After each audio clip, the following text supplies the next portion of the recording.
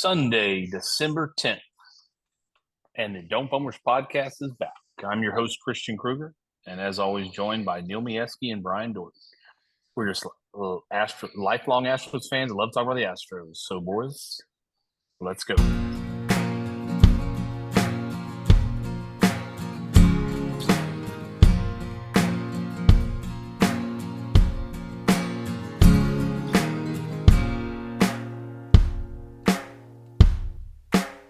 All right, episode 32. We're in that winter meetings is over. We've got some news regarding the Astros, regarding free agent news, and we've got dead period in college football. So, boys, how's everyone doing tonight? I do want to say a quick shout out before tomorrow when this episode drops officially, because this is Sunday, is you guys know this guy pretty well, old Royce Kruger's 75th birthday tomorrow. That's right. He is a listener every once in a while when he can figure out his phone on Spotify and other Yes, sir. platforms. So happy birthday to my dad and his 75th birthday tomorrow. Happy birthday. Happy birthday, Jerry. Y'all go ahead. I knew this was coming. Go ahead, Neil. Yeah. Happy birthday, Jerry Hunsinger. Y'all spent a few times at the old house, so there you go. I'll see if I can find an Aggie. I'll see if I can find my best Aggie hat to send him. He'd love that. Well, that's okay. Just make sure it doesn't portal. Oh. Burn. Burn. Sorry. Ooh. I'll send it through via portal, I guess. That's what I'll do. Happy birthday, Royce. Yeah. So we want to give a shout out to our title sponsor, Two Gringos Chupacabra. They're fan favorites. They will be sending out.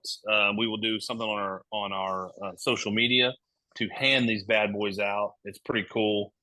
You can go to their website, twogringoschupacabra.com. That is the number 2, gringoschupacabra.com. Also, they're doing a special for the Dome Foamers listeners. You can put in Dome 15 and get 15% off for your stocking stuffers, just for yourself, or to pass on the goodness of Two Gringos Chupacabra. So look at their website and put in Dome 15, and we'll have something out on our socials.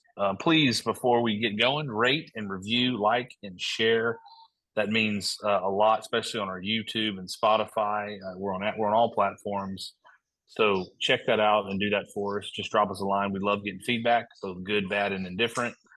Actually, I usually get feedback on a regular basis saying, hey, love the episode, have a question, whatever. This week, I've had multiple people asking me, did Dorton really say Ohio State and Texas was a coin flip? And I said, that's just Dorton being an Aggie and being Dorton. Okay. I throw that out because I have had that multiple times. So I thought it was funny. I didn't want to share that. Didn't want to share that before our pre-little podcast. I want to throw that out there. And Dorton, there's people questioning your sanity, buddy. I absolutely said that. Absolutely. Oh, I know. I know. Absolutely. And I stand by it. I love the fact that, I'm all in on Ohio State being in the conversation.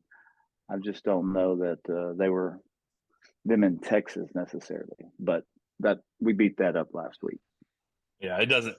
It doesn't matter anymore, and that's what's great about it. Let's take down some Astros news, and for this podcast, it's actually pretty big news. The Astros at winter meetings sign catcher Victor Caratini, a switch hitting catcher for the Brewers. He's played also for the Cubs and someone else. I don't have it in front of me. Switch hits. Wait, 30 years old. Can hit? Catchers are allowed to hit? Okay. Call a great game. You mean call a great game?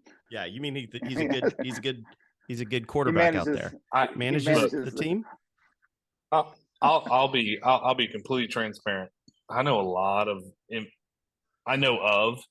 a lot of Major League Baseball players. Never heard of this guy till he was signed by the Astros. I did look him up. He has played a bunch. He had 230 plate appearances last year. not terrible, which is what we had.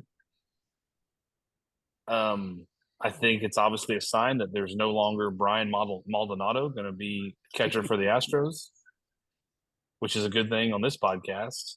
And also, I would like to say that he was signed for 2 years, $12 million, which is a little much, but for a serviceable backup catcher, that's probably you're going to probably have to overpay when they know they're not going to start because you've got the great Yanier Diaz going to be the starter. So, boys, the Maldonado era is over. All right. Norton, I'm going to throw it to you first. Give me your Fantastic. thoughts on Fantastic.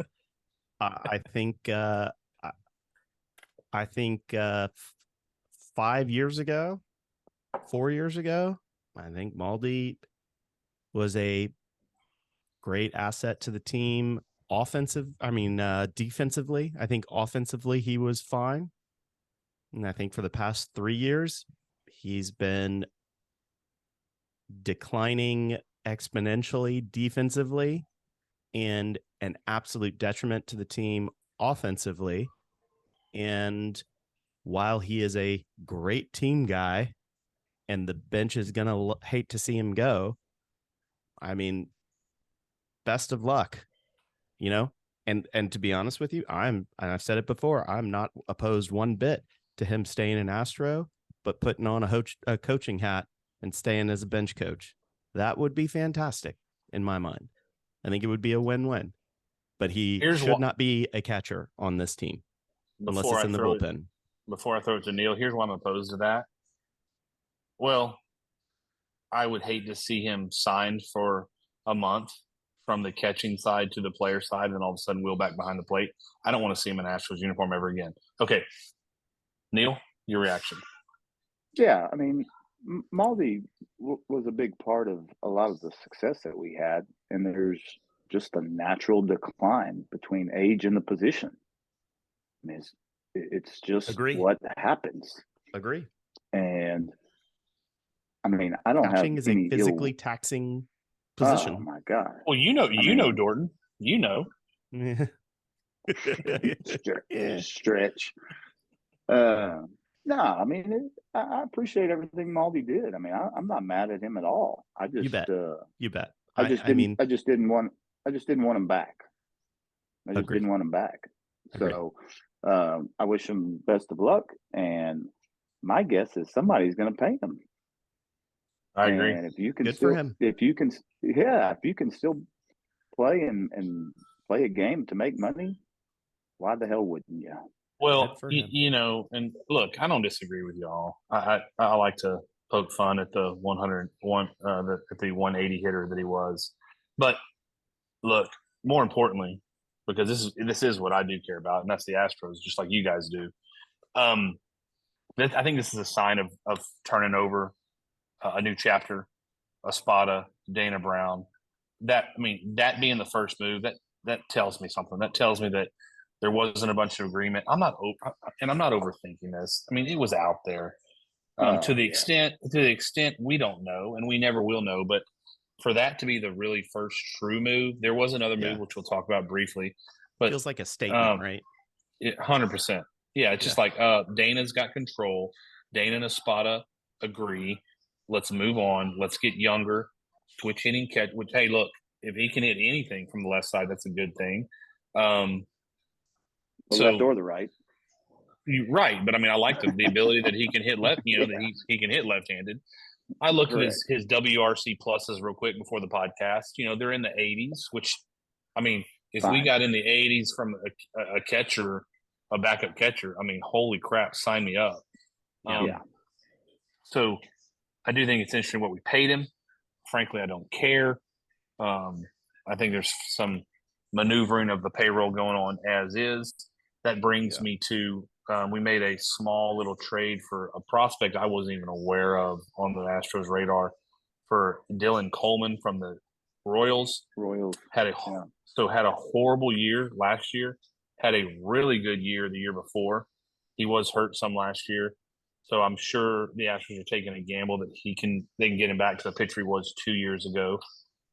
So Yeah. So, Apparently throws gas, man. Wait, a what? What'd you say? A what, Dorton? Take a flyer on it. Absolutely, always take a flyer. So yeah, so I mean, I think it's interesting. The back end of the bullpen is pretty set, so they're trying. I mean, they're going to have minor league people step up and people they invite to camp and moves like this.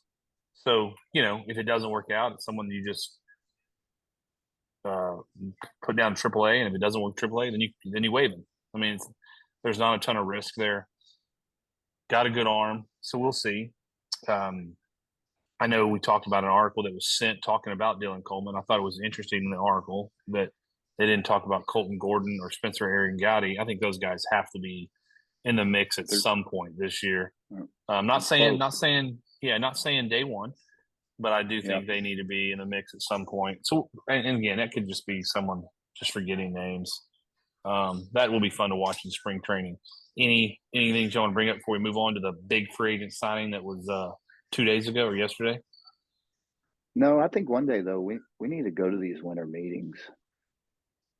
I want to go give some input. Just give some input. Just fly on the wall.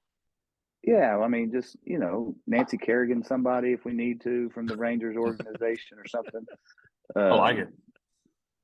I mean, whatever. I'm happy. Listen, I'm happy to jump in and give a little input if anyone would like an opinion on anything. If Dana needs help, yes. Yeah, fine. For those that won't be watching this on YouTube, I popped on here. Well, I popped on to start the podcast, and Neil came on first. And all I saw, Neil currently in his background has Yoda. Yes, Yoda, with a Dodgers hat on, and it says, "Choking in the playoffs, you will." Yes. Because that is what they do. And I basically laughed out loud, and I had to take a break from looking. It was so funny. Why that's coming up is because I'm sure by now you've heard that Shohei Ohtani signed with the Dodgers after he was supposedly going to be on a plane to Toronto and was never on that plane. Signed a 10 year. That is way weird. I'd love to hear the story on that. That's not weird. That's not weird. I think there was. Yeah. I think that was PR firm leaked some. Yeah. I think that was some false leaks, and I think it was some maneuvering that got him a bit more money, a bit closer to the 700 million mark. Okay, so let's dive in. So for those that don't know, or for those that we're going to recap: 10 years, $700 million. Yes, 10 years, $700 million. He's probably not going to pitch for the next 2 years, at least for the next year and a half. By all accounts, I want to make sure I package this correctly.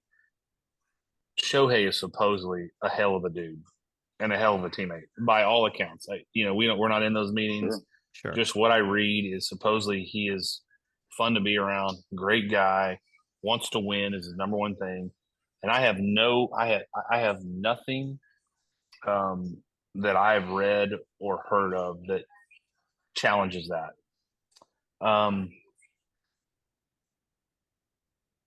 However, these contracts never work. Never.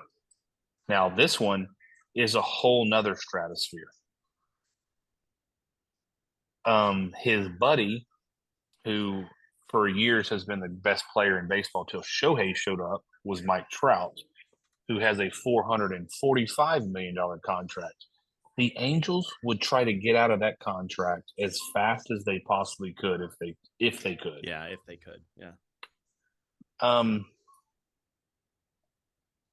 I mean, Aaron Judge's contract, that's not going to pan out.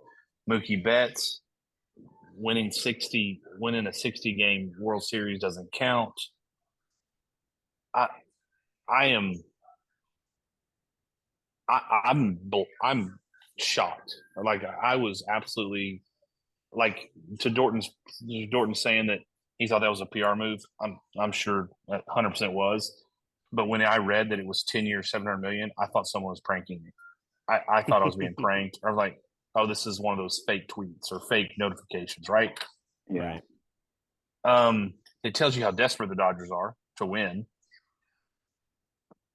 I don't even know where I'll kick it to Yoda with the Dodgers hat on over there and Neil.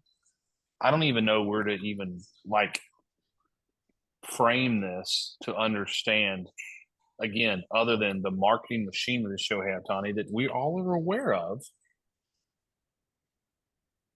But he is going to make $432,000 a game. Yes, Yeah. Yep. I said that correctly. On average, $432,000 a baseball game. So Neil, Wow. reactions to that? So like you, I mean, when I heard initially, I heard the Toronto Blue Jays, and in no form or fashion did that fit, right? And so eventually it came out the Dodgers, but immediately I think of Mike Trout and how that contract has essentially locked the Angels in the cellar, and one can only hope that this does the same to the Dodgers. I mean, because it's hard to fathom, and you saying that over $400,000 a game makes my brain hurt to think about that. Yeah. So 10 years worth, do the Dodgers make their money off of them? Probably so. Do they guarantee themselves a World Series? Absolutely not. And while the Texas Rangers may have bought their World Series this past year, that's not the norm. That's not the norm. So, yeah, I mean, time will tell. But $700 million again, you go back to Nolan Ryan being the first $1 million player, and now we're at 700 million. You're talking closer to billion than you are million. I mean, it's I mean, who can relate to that, right? Not many people. So, Jordan, I thoughts? mean, all right. Is it absurd? Is it outlandish? Yeah. I mean, were there some other shenanigans going on that kept him out of Toronto? Because like I had heard up until for the past 3 or 4 days, pretty much it looks like Toronto's a lock here. Like I hadn't read anything. I hadn't seen anything about the Dodgers. Like the Dodgers just kind of came out of nowhere. I don't know if you guys had been, but yeah, what I hadn't followed it exactly, but they've always been because they wanted him, but I mean, and they can pay him, but no, yeah, I mean, they were not leading this whole. They were nowhere. They weren't trending. They weren't trending. Yeah, they weren't in the front.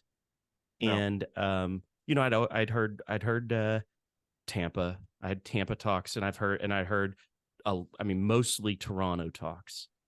And then there was some Mets talk, some Giants talk. And then he's going to be welcome to the Blue Jays type conversation. And I said, okay, yeah, Toronto's going to be pretty good. Like they're going to have a pretty stiff team coming up. Yeah. And then like, never mind. He's going to be a Dodger. I was like, oh man, there's some business happening there. There was if it was on the Shohei team and if it was on the Shohei management and his agent team, good on him, because I think they did a lot of good. It's also hard not to somehow have some sort of conspiracy around. Well, did the Dodgers get a little bit of MLB help on that as well? I mean, where would MLB rather the showcase player of this decade go? Los Angeles or Toronto? Had Toronto agreed to a number?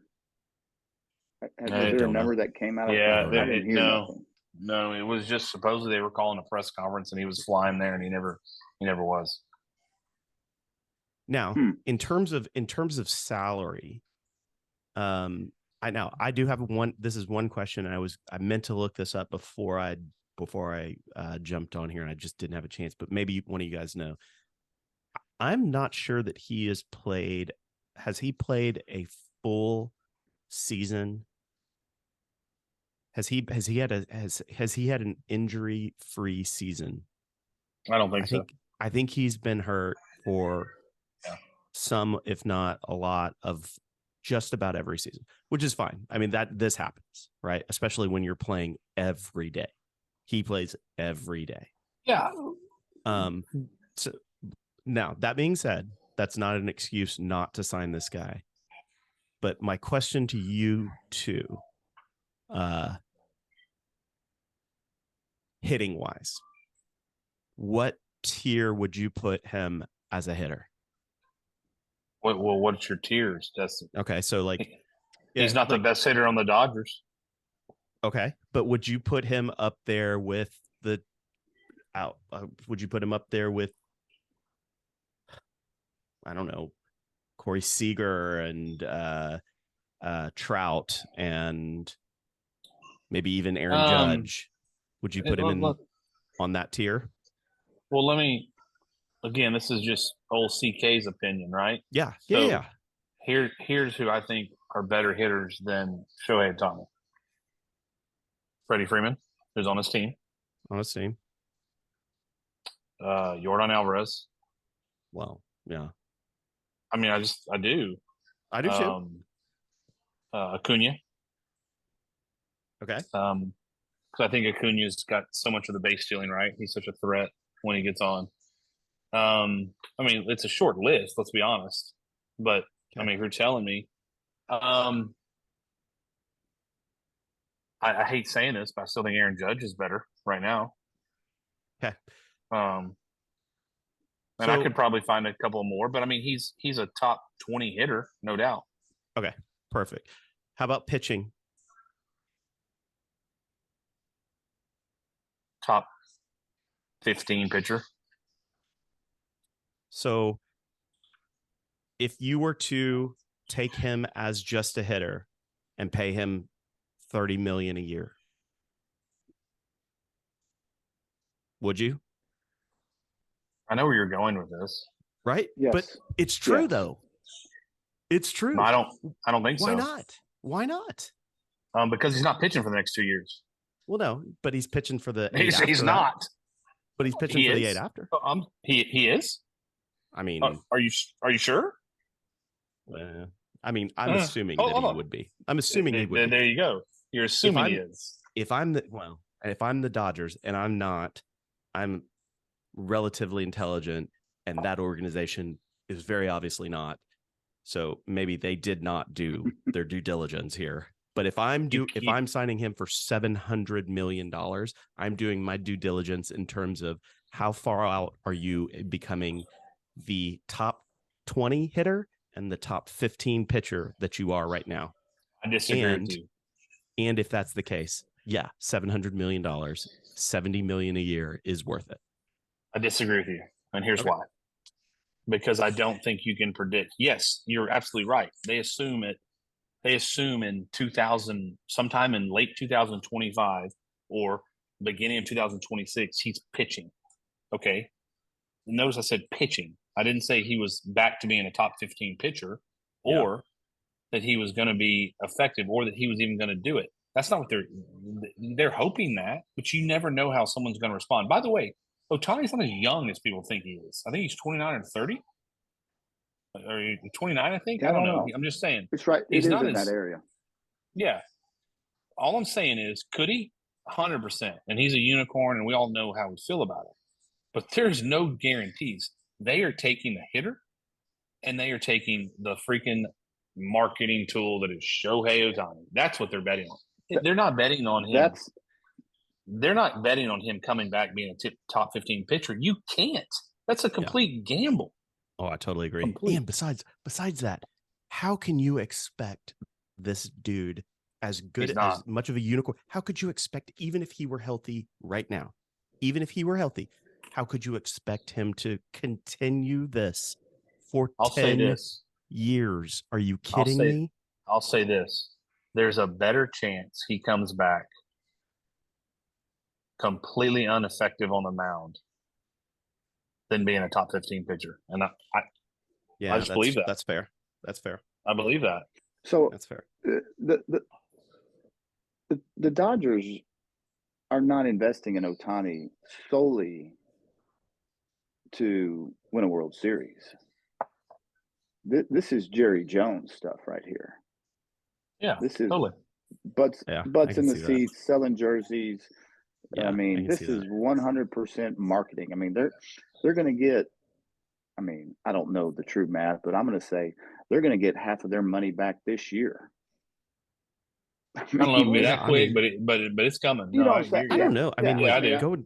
Going to watch Freddie Freeman, Mookie Betts, and Shohei all in the same lineup. You bet. I would go watch that. I would pay to go watch that. And how many Ohtani jerseys, Dodger jerseys, boo the hell out of the Dodgers? Boo the hell out of them. Yeah, and how many Ohtani Dodger jerseys have already sold? Oh yeah. I mean, back order. I mean, they're going to make shipping supply issues. It's an investment in a really hot name and a really, really, really top-notch player. And if he's able to pitch for them in a couple of years and he's a number 3, well, good for them, you know. But his bat, yes, I'd say he is. I mean, I'm in the same ballpark as y'all, somewhere between top 5, top 10 bat in the league. That now, well, power wise, he's top 10, top 5, no doubt. But I mean, that's not a question. Yeah.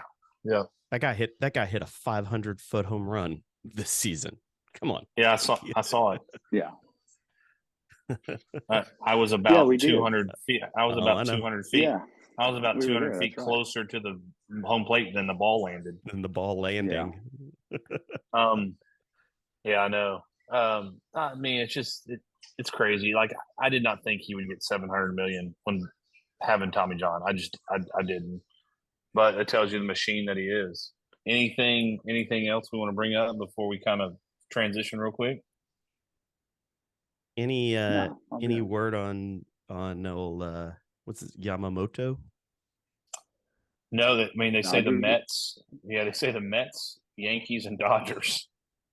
Lord. I mean, I should have looked, but what are the Dodgers? I mean, where are they at on the luxury tax? Well, what they're going to do is they're going to defer a bunch of Otanis. So, it'll probably be 40 or 45, just 40 or 45 this year. Yeah. And then what they're doing 100? Yeah, well, what they're doing is they're basically taking the cum on inflation and raising the luxury tax, the next 5-10 years. So, it won't be as big. I mean, it's going to be a big hit, but like in proportionally, 5-8 years, I mean, luxury tax could be 80 million more. I mean the threshold. So, it'll be a deferred amount. I mean, he's going to get all the 700 million. I'll tell you that he will. It's just going to be deferred compensation. So what's here's a question. What's your favorite, like, I know you've all had one, like you've all read them, like the fun facts about this salary, like how much he's making per game. The one that I read was the 700 million is 70 more million than the Colorado Rockies owner's net worth. Yeah. Well, here's one for you. Since they're playing right now on TV, in 1989, the Cowboys, I think, were bought for $150 million. Yeah, there you go. Now they're worth like $5 billion. Bills. But think about that. I mean, $700 million. There was another one. There was another one that was but it was more recent, and it had to do with comparing Shohei's contract to the entire year of the Athletics for the past 3 years. for the past like 3 years. The dude, I would like to look into that. But I mean, the dude laces up his cleats, goes take a little BP.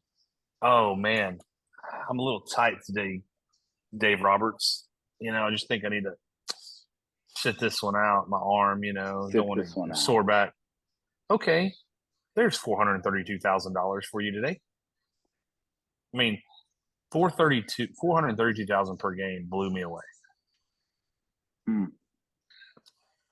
I don't know, man. Yeah. I got a lot of thoughts. We don't have enough time on the podcast. I think it's absurd. I think it's out of control.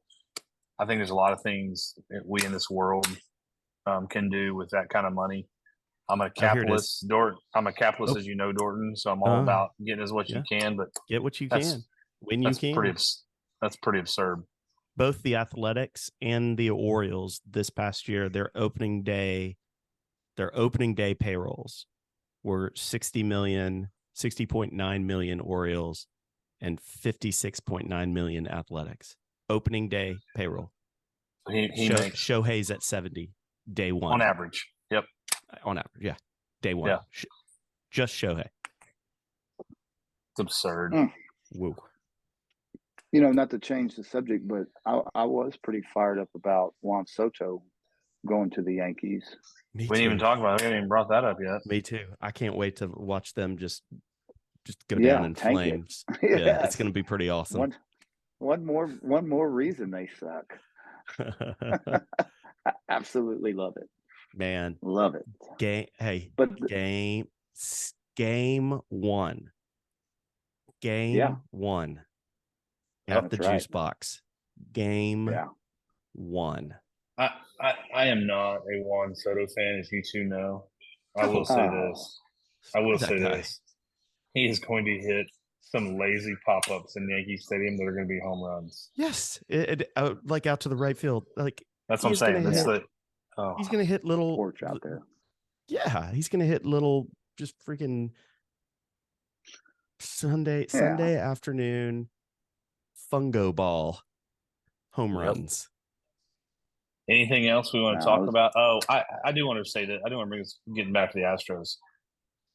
Dana Brown coming out saying that Jake Myers is going to be the starting. There's going to be the shot to be the starting center fielder. What? I mean, that's got to be pandering, right? That is you saying everything is fine in our outfield until we get the outfield an offer that we need, an offer that we need for this guy who is incredible. Hey, this guy is incredible. You're missing out if you're going to pass on a trade with this guy. Are you kidding me? He's going to start for us next year. Yeah. Yeah. I don't know what that's about, if that's sincere or not. And if he is, he is. I mean, sure. Like I don't hate it, but I mean, that is a perfect piece for a bullpen and a prospect. That's perfect. Yeah, and it's a great opportunity. Putting that out there is a great opportunity to boost his stock. Let's do one Astros related quiz real fast. Or let me ask a question. I'm gonna give you three players. Y'all have 3 players I'm gonna ask, and I want your reactions to be percentages. Okay. All right.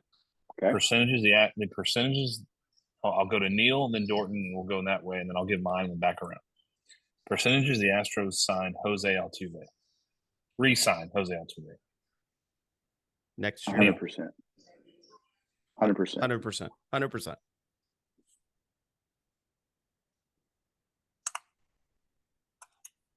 Okay, 100%. I'll go 99.999. But yeah. Okay, I got you. Okay, so all right, next, Alex Bregman. 95%. Alex Bregman? 5%. 95%. Whoa. I think we are going to try and keep him. I think we're going to do everything we can to try. That wasn't the question. Oh, I thought the question was. Him.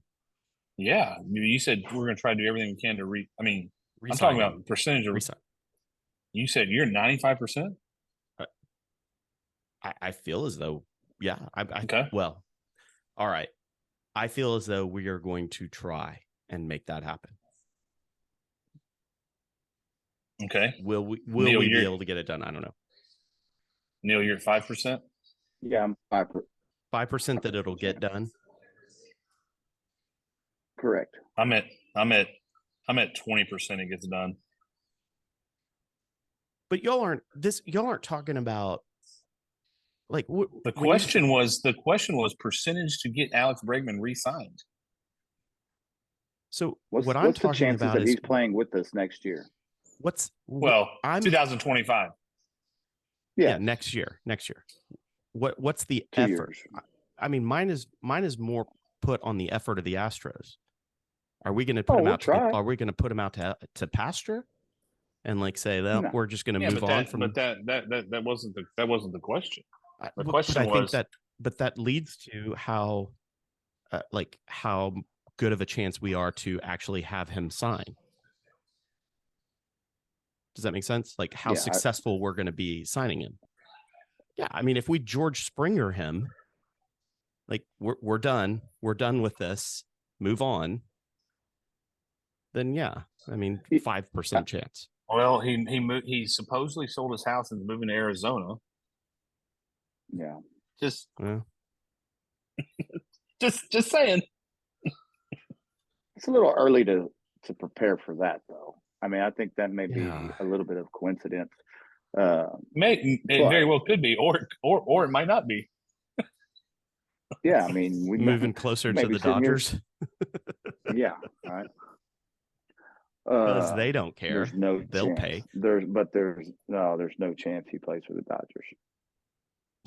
All right. Well, the last one. I'm gonna do the last one, and percentage chance that you think they actually re-sign with the Astros, Kyle Tucker. 0. I don't see that happening. I don't see Tucker coming back as an Astro next year. You mean in 25? He's 26. No, 26. 26 would be his. Yeah. Yeah, I mean, I think it's 10% chance. Yeah. Okay. I mean, I think we're going to pay him what we feel like he's worth for the next couple of years, and I think he's going to have fantastic regular seasons. And if by the grace of God we get into a playoffs again, and he has another playoff run like he had last year, I say okay. Like we know where we stand. Let me ask you this. What are the percentages that Kyle Tucker finishes off his contract with the Astros? That's a great question, because I think trade him. Well, I'm just saying, if you go fast forward 2 years, what do the Astros look like? Yeah. So that's a great question that we talk about right now, because I think this year he's an Astro, because I think we're going to be really competitive. Yeah. And I think he's going to make around, on average, I think he's going to make like what, 12 or 13 million. No, he was at 12, 14 last year. No, he was at 7. He was at 7 last year. Oh, okay. Yeah. You're right. So yeah. I mean, I think he's gonna be an Astro this year, and I think depending on what we look like, you have Verlander up, you've got Bregman up, you've got Altuve up. Yes, so I think the question is the off season between 24 and 25, because you're gonna have more value unless he's just the best hitter on the market at the trade deadline in 25, which he very well could be. But there's more value getting someone getting him a full year as opposed to getting him for 3 months. Yeah, that's a great question. It all depends on where we are and starting 25. How competitive, what's the roster look like? If we have to shed payroll and we have to not re-sign people, then I think Tolley's on the block. If we have another run in us, well, then no, I think he'll be here, because at that point, you're probably looking at he made 7 last year. He's probably make around 12 to 13 this year. He's probably make around 17, 18 that next year, and then he's a free agent. Yeah. So this December 10th, 2023, I asked the question. Okay, so you want an answer? Yeah. That he finishes out his 2 years. Yes.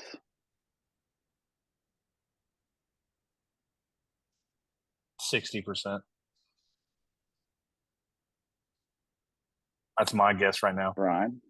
I mean, I'd go a little bit higher. I think because for him not to finish out means that we're trading him He's just in 25. Yeah. Right? Yeah. I don't at some point in time. Unless I mean, I would say 70% chance he finishes it out, and the only thing that's stopping that is he has another stellar regular season next year. And even if he has a stellar postseason, and then everything S's the bed in terms of negotiations, and we're kind of, the coffers are looking empty, and he's kind of our best. Well, you're not. He's our best piece of policy at that point. Wait, there you go. You're not far off from me. You're only 10% higher than me. But why I didn't go higher than 60 is because he would bring the absolute most value of anyone. Mm-hmm. Absolutely. He's our kind of ace in the hole if everything gets lit on fire, and he has another, and frankly a stellar regular season like he did this year. Neil, I want you to answer your own question, and then I got one other player I want to do, and then we can get out of here. Well, we got to do. So I feel like I feel like they're almost, him and Bregman. The more Bregman is likely out, and again, I put him at 5% coming back. I'm really closer to 50-50. Like it would not surprise me a lick if we traded him at the end of next season. So it's just, and I say all that just in the idea of, as we approach this year, is this the end of the era, of the golden era that we've enjoyed? I mean, we've survived I'm not. Yeah. So like, I see where you're going. There's a lot of questions. The Astros haven't done that yet. They didn't trade Springer. They didn't trade Correa. Now, right. So there's part of me, I need to see that for them to do it. But there's a new GM, right? There's a new manager. So that could be different. But he would be highly valuable. Like, we're talking probably 3 prospects. Well, the Astros need that. But I mean, it's about the competitiveness of the big club. Like, if they're competitive, I think he stays. If they're not, exactly. Yeah, and then that's the whole thing. But if things go south, and we lose Bregman, and for some reason we lose Altuve or a couple other. No, I don't think that's ever. But let's say, be real. Well, let's be real. Things should not be going south next year. Like, I'm not worried about next year. No, it shouldn't. Oh, no. You mean it's the year in after. 25 or 24? No, well, I consider next year still 24 because we're not there yet. But all right, 24. Next year, 25. 25, yeah. 25 things can be different. Uncertainty. Things are uncertain in 25. Yes, there's a lot of uncertainty. Are we re-signing Fromber? If I think we re-sign him if first half of 23 Fromber shows back up again and pitches for the majority of the season. If second half Fromber shows up, I don't think he's worth. I think he's better trade bait than anything else. I think he's going to cost too much. Neil, what do you think? That's a tough one, because where you could use that money versus, and I know we have this high expectation of Fromber, and he's a lefty. and he's historically has been, but he is aging himself. So how much are you willing to invest into an old left-handed arm that is erratic or has shown to be erratic? I'm gonna say no. I'm gonna say he's not re-signed, and he's up at I the don't end think of 2 years. when? He's with Tucker. He's with Okay, Tucker. he's with Tucker. Okay, Yeah. I'd don't say think we. highly unlikely. I don't think we do. I think it's going to cost too much. But we'll see. Yeah. Is there anything we wanted to touch on before I kick it over? Anything else we're going to touch on before I kick it over to Neil and our throwback player and do the sponsorship for them? You want Pay to talk some about? bills? You want to talk about real quick how exciting the Heisman was this year? You know what? You can have at it. I heard about it. Just fell I asleep. guess I literally fell asleep even saying the Heisman this year. Yeah, man. I honestly I do have some thoughts about it. I mean, not specifically this year. It's just a different award for me now. I used to watch it every year as a kid. I used to watch it as after that. It was incredible. I haven't watched it in years. It's not the same award. I mean, he had a great year. We're talking about Jaden Daniels, who won it. Who you got to give LSU credit. They've had 2 quarterbacks in 5 years. I don't know, man. I don't necessarily think it should go to the best player on the best team. I don't think that, but I don't. I think this was a year where no one truly stood out. So you're going to have someone that put up ridiculous, joystick numbers. That's what I call it, joystick numbers. Mm-hmm. I mean, he lost to FSU, he lost to Alabama, and he lost to who else? Someone else. He lost 3 games. I don't even know. One of the Mississippis, probably. It wouldn't be one. It would be Ole Miss, I guess. But I don't even. I mean, that's the thing. Like, it's just a different. It's just a different award these days. How did Jordan Travis not get it? Oh, never mind. Ooh, too soon. Not for me. It's not. I mean, no. I don't know, man. Did they snub him? I looked at the top 10 Heisman vote getters, and I saw a running back from Missouri in the top 10. Never heard of him in my life. Never. I'm still going to hearken on this, and I just won't. Bo Nix was 3rd place. Bo Nix got the third most votes for the Heisman. Okay. Auburn's Bo Nix. I'm gonna spin you outdoors, so take a deep breath, okay? Because I'm really not trying to come after you. Go ahead. Your boy, Johnny Manziel, won it. And the finalist was Manti Te'o and his fake girlfriend. And our new OC. That's right. Colin Klein. But here's my deal. Here's what I'm saying. In my opinion, and I really think if you look back and go through every game, I understand the what he created and so forth. The best player on that A&M team was Mike Evans. Mike Evans was the best player on that team because he's the first player I've ever seen run through, around, and over Alabama secondary in my life. Yeah. And last time I checked, I think he's had 10 years in the NFL and he's had 1,000 yards every single year he's been in the NFL. Oh, he's incredible. Absolutely. He's a freak. Well, I mean, there's a reason Johnny could run around back there like Tech Mobile. Absolutely. And throw the ball. 100%. I'm not taking anything away from him. No, it's part of who you're up against. It was his ability to just evade tackles. And the reason that he won it is because he could evade tackles and literally throw the ball up into the air. Yeah. Mike Evans would say, throw it that way as hard as you can, and I'm just going to run under it and catch it. Mike Evans is an absolute freak. Agree. But yeah, I don't know, man. It's not the same. It's. I don't know. Neil, do you have any thoughts on it? I mean, I'm just as far as the Heisman goes, it's a popularity contest. Who was Yeah, hyped up enough, it's and always I been mean, like there's a campaign around it, and sure, and he's as deserving as probably two or three other guys.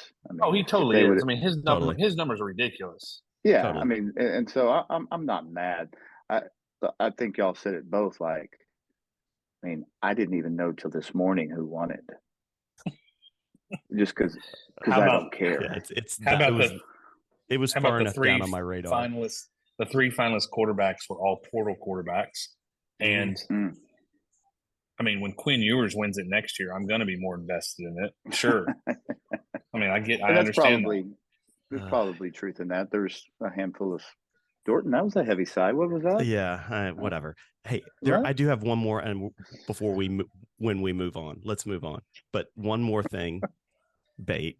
Let's just bait. One You more heavy thing. side that. One more thing. Someone show me the proof. Show me evidence that this isn't Bo Nix's 19th season playing college football. Yeah. I agree. Yeah. Show me the proof, because I'm going to tell you he's been playing football for 19 seasons. Okay. Prove prove it otherwise. Well, Yeah, he's just a couple years. He's going to get Social Security. Yes. to Yes. to He's about to enter the piggyback portal. to God. to piggyback on that, Dorton. Dylan Gabriel just transferred to Oregon. Yeah, I saw that. What? No, I don't understand. I remember Dylan Gabriel playing for UCF in 1999. When we were in college, I remember. I think he know. played against the Aggies. He did in a bowl game. Almighty. Like what? Same with DJ. DJU. DJU. DJU has also been playing for the past 10 years, for the past solid decade. He needs of college to portal. football experience. He needs to portal the linebacker. That's where he needs a portal to. He's in the portal again. I know he needs a portal to linebacker. I don't understand how. Like, I understand there was a COVID year. Oh, dude, I mean, it's so jacked. We're 3 years removed. Like, what? Well, like these guys played before COVID. I know. These guys were playing before COVID. If you were on a roster in 2020, you got that year free, and then you have a redshirt year, and then supposedly, and then you can grad transfer. It's wild. It is wild. Not to mention a medical could be thrown in there. Correct. Correct. But then so I've heard from I've heard through the grapevine, and I don't think this is anything I think this is out there. Like, supposedly a kid can just file his paperwork and say mental health issues, and they the NCAA goes free transfer. Like, seriously. It doesn't And surprise me. I think the first one to do that, or one of the first ones to do that, was Justin Fields when he went from Georgia into Ohio State and was immediately eligible because he quoted some mental health issues. And now since COVID, they've let that. Yeah, I know. But Don't get me started. And then you had COVID, and they just sign all that. You're done. Okay, go. You're good. But listen, hey, we haven't been able to have a playoff. We haven't been able to do that because these are student athletes. Yeah, student comes first. Okay, and that's what's most important. I did want to bring this up. I have notes on this. I wanted to say this before we then kick it to Neil. We can wrap this thing up. I find it extremely ironic that the ACC was in an alliance with the with the Pac-12 and the who am I missing? Big 12, and they prevented this year going to a 12-team playoff.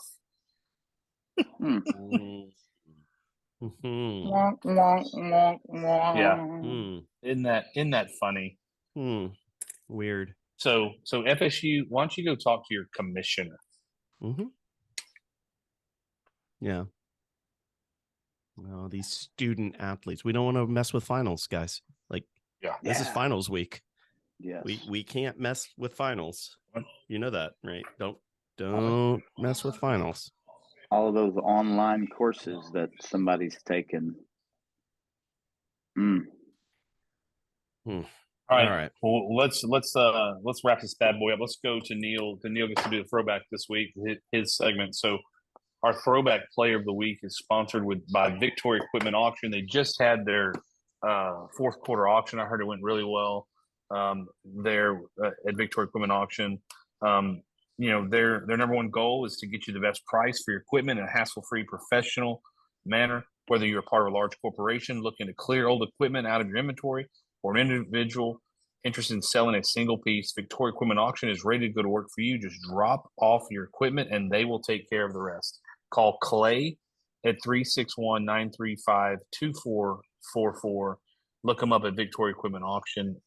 Kenny and Kevin Griffin are good friends of ours, and we thank them for sponsoring Neil Throwback Player of the Week. So, Neil, fire away. So, Throwback Player of the Week comes from the Southwest Texas State University Bobcats. Ooh, yeah, baby. The what I would say is probably, maybe, kind of the most well-known graduate that went to the NFL, and that would be Spurgeon Wynn. So Spurgeon Wynn was born August 10th, 1978. So he's our age. Born in Houston. Does anybody know what high school he went to?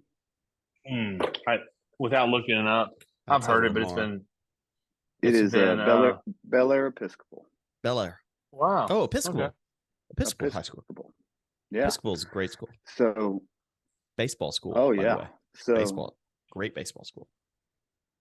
So he graduates from there, goes to actually Minnesota to be a Golden Gopher, and he's a Golden Gopher from 95 to 97, transfers to Southwest Texas State 98, 99, ends up being drafted in the 6th round by the Cleveland Browns in the year 2000, the 183rd pick of the draft. So he plays for the Cleveland Browns, and then he goes to Amsterdam, and then in 2001, so during, I guess, that was in between 2000 2001, because in 2001 he ends up getting signed by the Minnesota Vikings, plays there for a couple of years, and then continues on in British Columbia, the Canadian League, and things of that sort, all the way to 2006. NFL stat wise, not so bueno. He threw 152 passes, completed 70 of them for a 46.1% completion percentage.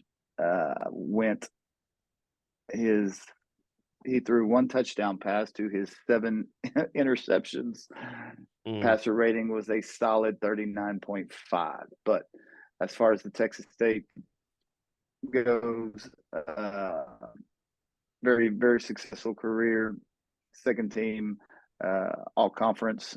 At that time, it was the Southland Conference for the Bobcats. And so as far as football players, and there's been some, there probably have been a few more, but with me getting there in 99, that was clearly a guy that I was aware of and had a little history.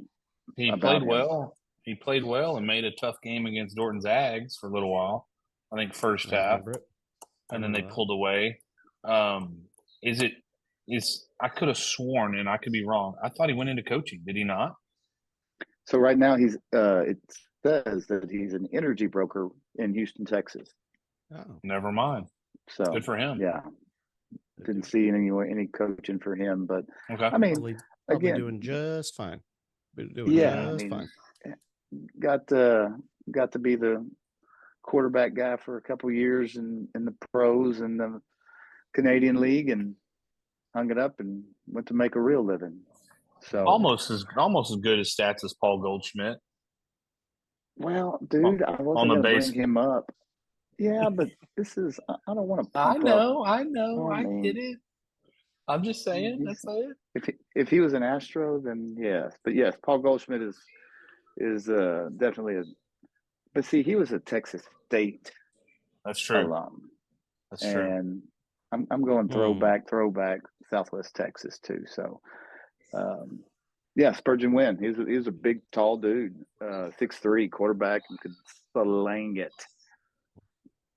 So, Well, cool. there's our Well, boys, throwback player of the week. Very cool.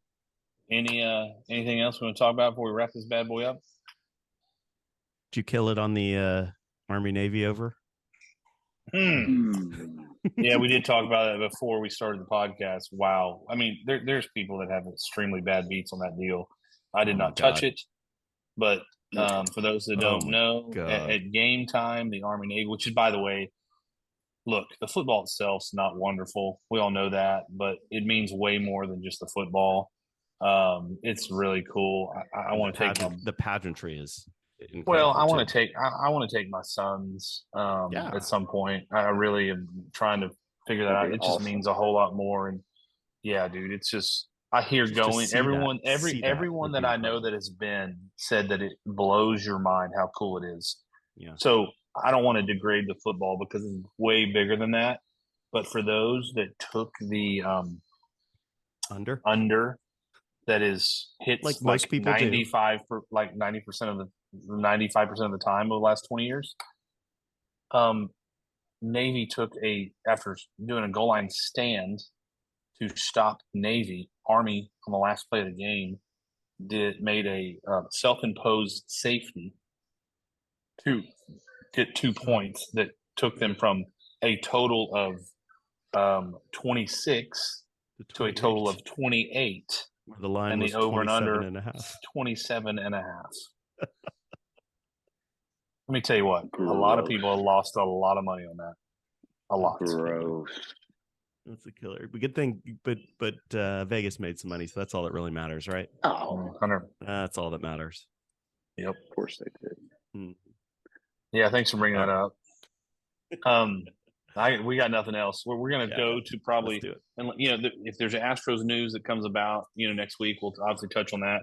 But obviously, we're going to do some bowl pick'em stuff.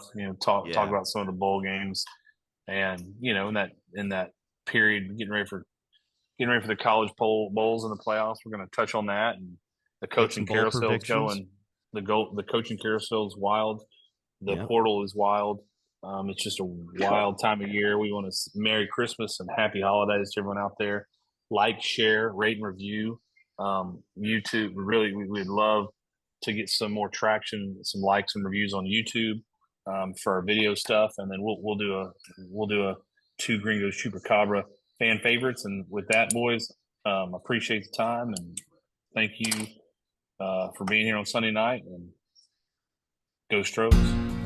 Go Stros. Go Stros.